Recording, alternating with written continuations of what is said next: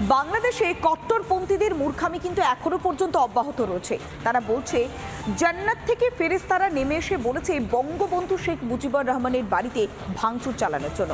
ধ্বংসস্তূপের ওপরে দাঁড়িয়ে এমনই আজব দাবি করছে এই সমস্ত মূর্খরা। তাণ্ডব চালাচ্ছে কি কারণে? না পুণ্য লাভের আশায়। পুণ্য লাভের আশায় কার্যত গোটা বাংলাদেশ জুড়ে তাণ্ডব চালাচ্ছে এই জামাতি জিহাদি মূর্খরা। দেখুন, তখন ফেরেশতারা আমার কলবে উত্তর দেয়, মানুষকে মুক্তি দিতে আসছো, আল্লাহ খুশি, আল্লাহ আমাদেরকে পাঠাইছে। শুনলেন তো, বঙ্গবন্ধুর বাড়িতে প্রতিটি হাতুড়ির ঘায়ে ভরবে পুণ্যের ভান্ডার। জান্নাত থেকে ফেরেশতারা নেমে এসে নাকি বলে গিয়েছে এ কথা। এরা বললো যে আমরা আল্লাহর ফেরেশতারা। আমি বললাম তোমরা এখানে কেন? তখন ফেরেশতারা আমার কলবে উত্তর দেয়, বলে যে এখানে তোমরা দিনকে, বাংলাদেশের মানুষকে মুক্তি দিতে আসছো, আল্লাহ খুশি, আল্লাহ আমাদেরকে পাঠাইছে। তোমরা যে বাড়ি দিচ্ছ, প্রত্যেকটা বাড়িতে 10টা করে নেকি তোমাদের আমলনামায় দেওয়া হবে।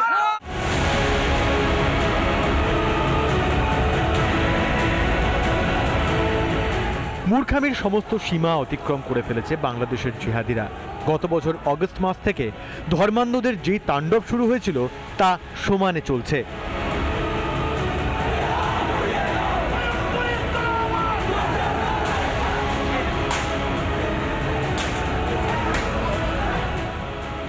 বুধবার বঙ্গবন্ধুর বাড়ি ভাঙচুরেই থেমে নেই ইউনূসের জঙ্গি বাহিনী।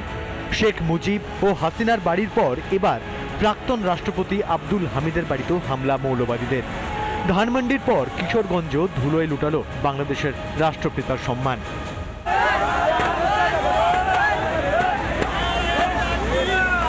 জল্লাদ যখন উন্মাদ হয়ে যায় তখন তারা এই কাজটাই করে, তাদের কোনো ঈশ্বরদীর্ঘ জ্ঞান থাকে না, কারণ তারা যে লড়াইটা করছে সেটা কিন্তু তারা একটা নির্দিষ্ট উদ্দেশ্য নিয়ে করছে। তবে তাণ্ডবের পাশাপাশি চুরিবিদ্যাটা ভরেনি ইউনূসের বর্বর বাহিনী। প্রয়াত প্রাক্তন সাংসদ ফজলুর রহমান খানের বাড়ি ভাঙার পাশাপাশি সোফা, এসি সব চুরি করে নিয়ে গেছে জিহাদিরা। ভাঙচুর চলেছে রাজশাহী পুরসভার প্রাক্তন মেয়র খায়রুজ্জামান লিটনের বাড়িতেও।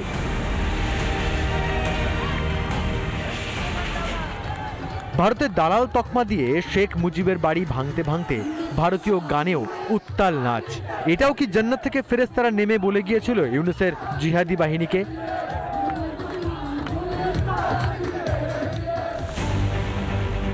শেখ হাসিনার প্রত্যাবর্তনের ভয় মাথাচাড়া দিতেই ঘুম ছুটেছে ইউনূসের জিহাদি বাহিনীর। তাই দাঁত নখ বের করে আবারও ময়দানে নেমে পড়ছে তারা।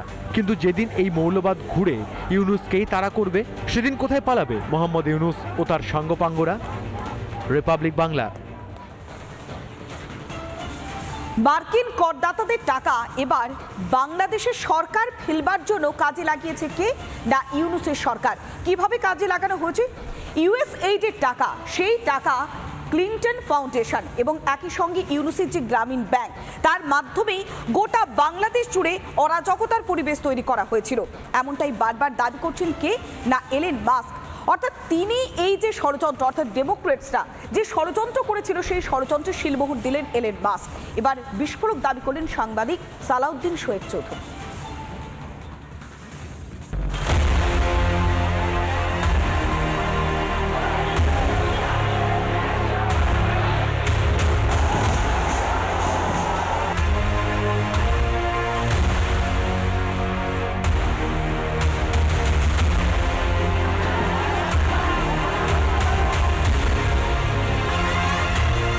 বাংলাদেশের গণ অভ্যুত্থান, হাসিনা সরকারের পতন ও ইউনূসের ক্ষমতায় আসা, পুরোটাই যে ডিপ স্টেটের চক্রান্ত ছাড়া আর কিছুই নয় তা স্পষ্ট হয়ে গিয়েছে অনেক আগেই। এবার ধীরে ধীরে সামনে আসতে শুরু করেছে কিভাবে আমেরিকার আম জনতার ট্যাক্সের টাকা বাংলাদেশে অরাজকতা তৈরিতে খরচ করেছিল বাইডেন প্রশাসন।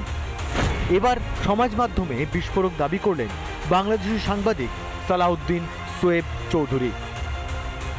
হাসিনা সরকারের পতনে ডেমোক্র্যাটদের হাত। ব্যবহার হয়েছে ইউএসএইডের টাকা।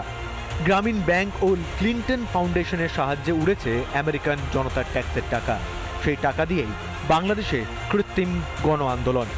পুরো বিষয়টি নিশ্চিত করেছেন এলন মাস্ক। এলন মাস্ক টুইটারে ঘোষণা করেছেন যে ইউএসএইডের টাকায় বাংলাদেশে শেখ হাসিনা সরকারের পতনের ষড়যন্ত্র হয়েছে। ইউনূসের এই ষড়যন্ত্রের পর্দা ফাঁস হয়ে যাওয়ার পর আর এই বিষয়টা রিপাবলিক বাংলায় আসার পর থেকেই ইউনূসের মনে এখন চরম আতঙ্ক।